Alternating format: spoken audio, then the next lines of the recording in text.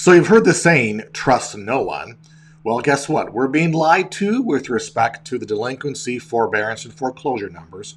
We'll talk about that in a second. So welcome to Housing Bubble 2.0 News of the Week, or as I like to call it, another episode of As the Housing Market Turns.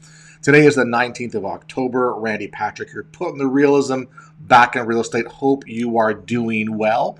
And for those of you who want some information about what's happening in the housing market, send me an email. I'll give you my new report on from bubble to correction, then crash to crisis, how the housing market imploded in 6 months. All right, just send me an email. I'll respond with my report. So again, jump on that. So today we're going to talk about, the fact that we're kind of being lied to regarding delinquencies, forbearance, foreclosures. Now, this has been kind of like a thing that I've been looking at since day one with the housing market and the housing bubble. I look at statistics, I look at foreclosure filings and actual auctions and counts and stats and all that type of stuff. It's pretty important to see what's going on. And I've noticed that over the past few years, the access to that information has changed. The information is portrayed a little differently. A lot is being left out. I do believe a lot of it is just, I'm not even going to say it because I'm sure there's probably, artificial intelligence bots out there that are going to, further discredit my channel and push me down in the YouTube rankings. But, the information is not correct, put it that way, or it's misleading. A lot of the information that we were looking at with regards to stuff during the pandemic was just based on, extrapolations of samples from, X number of servicing companies, banks, lenders, and whatever. So it's difficult to get a handle on things. But I've got some new information. I talked to a very reliable source yesterday, and I want to pass this on to everybody right now. And the reason being, I think it's important that we realize what's going on in the marketplace and what's about to happen in the very near future. So we're starting to see a few more articles come out now. This one says forbearance rates decline again, but the pressure is coming. So obviously when we had the pandemic set in and all the people, early on, jumped in the forbearance programs, that kind of took off, we saw a huge swell of volume, of just people in forbearance. And then as time went on, a 6 months forbearance plan got reissued for a 12-month. And then, if people were still having problems, they could extend that for another 6 months or 3 months, etc. So people could be in these forbearance programs for 18 months or even more, depending on what the situation is with respect to your loan.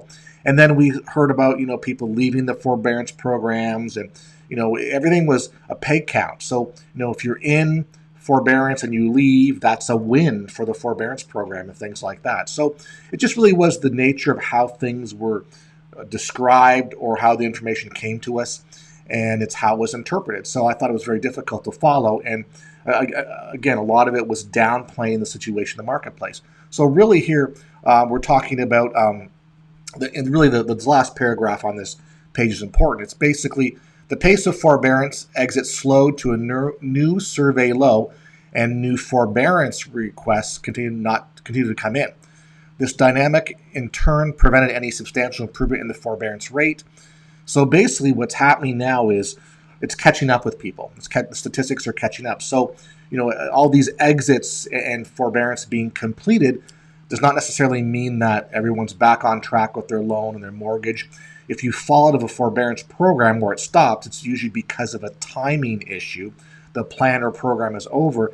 Then you move on to the next stage, which could be repayment, loan modification, some other repackaging of your arrears and your loans, etc. Who knows, refinance, whatever. But the point is that that's difficult to determine where that information is, what really goes on. So, but what we're seeing now is the fact that people are like the exits are slowing down, probably a lot to do with inflation in the economy, and now we're having more people kind of hopping back into forbearance, which really is interesting to see that's happening right now. Now, one of the things that we're going to see for sure, as they say in the near term, we're going to see an increase in forbearance people jumping into forbearance programs because of the Hurricane Ian that hit basically Florida, South Carolina, the Carolina area, etc. So those are instances where, that's what the forbearance programs were created for, is to deal with situations like this or like the hurricane. So that people should use them to their advantage if they possibly can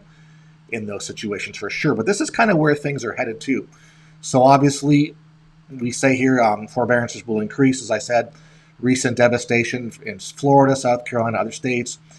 We talked about the fact that September exits represented 13.13% of servicing portfolio volume, and new forbearance requests represented a 0.1%. The survey showed that 33.7% of total loans were in the initial plan stage last month, and 53.2% were in a forbearance extension. The remaining 13.3% represented reentries. So ultimately, we have more than half are still in programs that are being extended. 13% are re-entering, so they've been in forbearance, they came out of it, and they're back in it again. And then we have 33% being new ones. So, it goes to show that we're not out of the woods with this yet. But as I always mention, the stats are difficult to understand, the stats are difficult to read. What we don't hear much about is this situation here, okay? Redefaults of COVID-era delinquent loans rise to 12%. So here's the deal. You can go through a forbearance program. You could jump into, afterwards you're going to run into what we call the loss mitigation area of the lender, and you're going to go through the loss mitigation, loan modification program, or set up something as a solution for you. Well, what we've typically found over the years is that many people who enter into loan mods, a lot of them will end up redefaulting and fall back into the foreclosure bucket. So here we basically have redefaults of COVID-era delinquent loans rise to 12%. So among loans that went 90 days past due at some point during the pandemic, whether or not homeowners receive federal forbearance relief, the redefault rate hit a 12% following loss mitigation procedures as of September 6th. So obviously, when they're pulling this data, they're having to wait to the end of the month, etc. So we're talking, starting in September, we were at a redefault rate of 12%. The share is up from 10% 3 months earlier. So the trend is going up. But they're saying, though, it's encouraging that redefault rates have not spiked. The rise could be concerning under what are considered favorable market conditions. So what do they mean by favorable market conditions? They mean that, home prices are still up. So why are people having to redefault in these situations? Why can't they just sell their home? Well, here's the problem. Sell your home today. Where are you going to go? Prices are now coming down. Mortgage rates are up, so it's compressing the buying ability of new home buyers or existing home buyers buying existing homes for sale, not the new construction stuff. So it's not as good as it was, say, last year or the beginning of this year. So therefore, people are trying to hang on to their homes because they know that, if I go someplace else, I'm going to be paying rent, and rent's up big time over the past couple of years. So as we say, it's out of the frying pan in the fire. So, but again, I wanted to point this out because, again, this is a sign, even though you may go, what's 10% to 12%? Well, I can tell you that all this information usually is based on extrapolations of samples. So typically what that means is that the information is somewhat conservative. It's probably underreported, and we probably have underestimates of what really is going on, in the real world behind the scenes. And that's something that's kind of important to what's happening with respect to where the future housing market is going to go. Now, redefault rate by loan type. So GSE, that's government sponsor entity, was about a 5% redefault rate. FHA, VA, so Federal Housing Authority, Veterans Affairs, 15%. So you see a big jump there. Portfolio loans, that's basically loans that are held by the individual lender, 17%. Private label mortgage-backed securities up to over 33% here. So you can see that there's significant amount of redefault by loan types. And obviously, when you don't have the GSE or FHA, VA protection, then you're going to see some higher redefault rates. So, but again, I stress this is samples, and I would say that the numbers are probably bigger and larger and probably more telling than what's really happening. Also, realize that as time goes on, and the economy still takes a turn for the worse, and recession comes, and inflation, the whole bit. Those numbers are going to increase, and we're going to have more problems in the housing sector because of that. But again, situation is what it is. Now, why are they holding this information back, or why are they not talking about it as they should, or being obvious about it? It's been that way since day one. Well, here's kind of the reasons why I think that's happening. Number one, downplaying the housing market issues. Right now, let's be clear.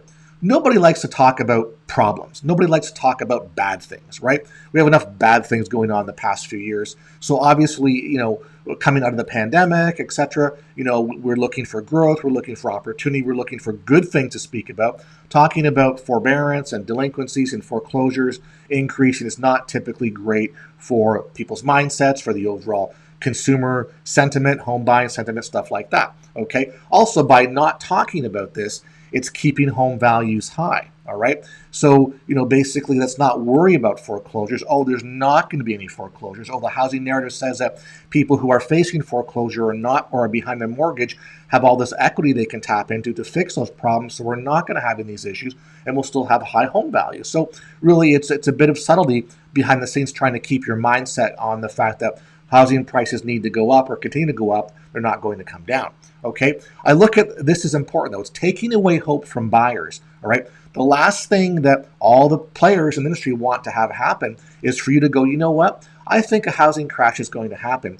I'm not going to buy today. I'm going to wait to see where things end up and then I'll buy. Okay. They don't want that to happen. That's a main thing. And I don't know how many people I talk to who say, I'm going to buy in the dip. I'm going to buy it when it's the lowest price possible, which is, sure, that's a great philosophy in theory. And do I think you should pay less for your property? Sure. My biggest platform has been, and why I talk about this, isn't the fact that I'm trying to tell you to buy properties at the highest point and highest value and go over your budget and go over where you're comfortable spending. It's like, no, wait for a bit, try to find the good deals and see how this all plays out because you'll buy it at a much more reduced rate. So that's the whole point. So the whole idea of not talking about all the number of delinquencies and potential foreclosures and forbearance numbers and all these changes is the fact that they're taking away it's almost like, I don't call it a false hope. It's a real hope, but they're taking away that hope that the market will change and prices will drop. And that's why people are hesitating to purchase now for a number of reasons. All right. Another reason why government taxes, etc. Of course, the higher the property value, the higher next year's property taxes. Government's getting more and more involved in real estate, so they want values to remain up because it gives them more flexibility and more things they can do behind the scenes, part of their agenda. Obviously, politics is a big thing. I don't really talk about politics on this channel because I really think it's there's no point to it at this right now. But politics, or I don't mean politics as in who you vote for. It's more about housing policy. So we know that so I'm not into politics on debating Dems versus libertarians versus Republicans. I'm more about the policy and where the government's trying to take the housing industry and how it will affect you as a buyer, consumer, or investor. That's my concern with respect to politics. All right. Wall Street. Well, obviously, the government's in bed with a lot of these big players. We know that from all the years and from the last housing crisis to where we are right now. So obviously, there's protection for the banks and lenders, the hedge funds and other players that are out there. As I said, going back up to take away hope from buyers, if you're not cued in to what's going to happen for the future of the housing market, the correction, the crash, well, you're not thinking about waiting to buy. You're not thinking about looking at foreclosures or other distressed properties. So that means you're buying retail and you're looking there where the hedge funds, other players can swoop in and can purchase those properties at discounts and you don't get to, okay? That's one thing to realize. Now, also wealth transfer. So what happened in the last housing crisis? So we went through 2007-8, we were in the trough in 2012, okay? The lowest point in housing value. So people that bought in that trough, they've more than doubled their value or their equity position where they are today. But we saw a massive wealth transfer. We saw the fact that the single family home now became a very prized and lucrative and most sought after asset class for investment opportunity, right? Well, we're going to have that again. So once again, going to, hey, don't look over here where we're having some problems. Look over there in the retail world. Don't worry about this, okay? You're right. The less we worry about pre-foreclosures and foreclosures and distressed properties means wealth transfer is going to happen right under our nose, and you're not going to participate in the benefits of that, you see? So that's why they don't want to talk about it, because they don't want to get us excited about what's coming, and they have the opportunity to keep it all for themselves. That's I really do believe that. I think that that's a big thing, is that, again, keep looking at the shiny object over here and don't see what's happening behind the scenes. It's very, very important about that. All right. So that's kind of the scoop as where I'm looking at how this is all going to play out. By the way, if you appreciate the content I provide, if you could help my channel grow, and hit that subscribe button. I thank you very much. All right, guys. So as we move on here, again, going back to some of the information, because see, now we're starting to see cracks in this information, all right? Like I said before, go to January early this year. What do we have? Everything's great. Everything's awesome, all right? That Lego movie, right? Everyone saw the Lego movie that came out a couple years ago. I took my kids there, right? Everything is awesome. That was their song, right?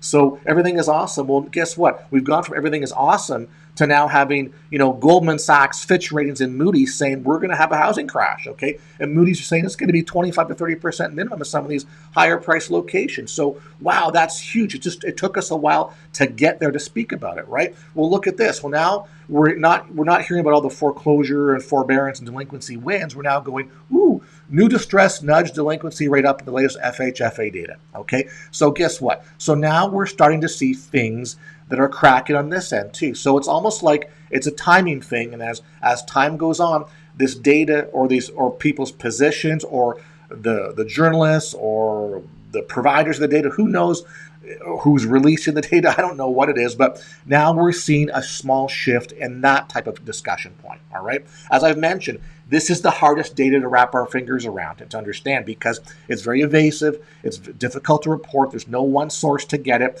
Some of the sources we had before are no longer on the internet, they're just vaporized for obvious reasons. So now we're looking at this and we're going, okay, this is the deal, right? This is, now we're seeing, we're seeing stuff rise. Delinquency rate for loans, rising a little bit here and there. So that's what's big time and tapping right now, right in front of our noses. So now this is where I want to talk about sort of my inside intel, okay? We got serious delinquency rate for mortgages, 90 days or more days dropped to 0.75% from 0.79%. And the 60-day plus delinquency rate fell a little bit, okay? In line with that, forbearance numbers recorded by the FHFA also suggest that a large number of people with hardships from earlier in the pandemic either have resolved them in a way that allows them to resume regular payments or are in the loss mitigation process. So this is the thing. So there's confusion. We're hearing that we're seeing we're seeing increase in foreclosures. Okay, simple as that. Increase in foreclosure filings. Okay, so which to me, does that mean you're still 90 days or greater? Are you still delinquent? Again, it's how they package and how they count the data. But also, I know that when things pop out of the forbearance, as I said, they're off the forbearance stat, and where do they go? Well, this is kind of what I want to talk about. So I have a source, very reputable source, very skilled investor in other things, including real estate. It's his primary game plan. I was talking to him yesterday at his office, and basically we were talking about this. And he basically said what he found out was that they're really resetting the status of these delinquencies. Okay, so if you were delinquent, you're not delinquency goes 30 days, 60 days, 90 days. Okay, then you're kind of in that default status.